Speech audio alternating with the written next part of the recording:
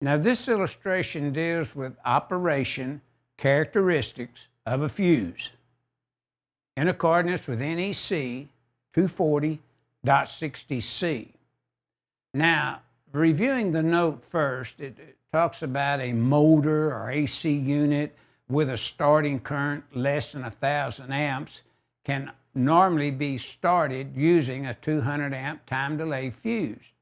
And the reason for that, a non-time delay fuse at 200 amps holds 5 times its rating, as you see in the quick calc, the holding power.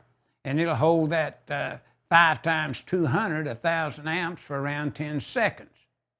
Also, we have the short circuit element and ground fault type element, and then we have the overload element. So the sizing of the fuse at 125%, say, the nameplate of a motor, and not exceeding that, will protect the motor from overload.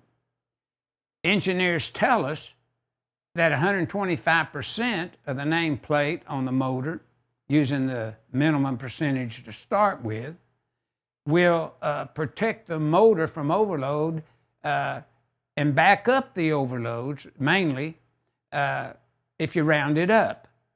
So these are the characteristics that we would look at using time delay fuses.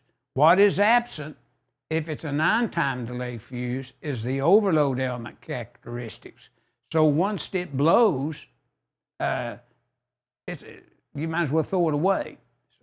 So notice, though, we design properly, we can protect from overload, short circuits, and ground faults with this particular fuse in accordance with 240.60C in the items that are listed and that section, 240.60C.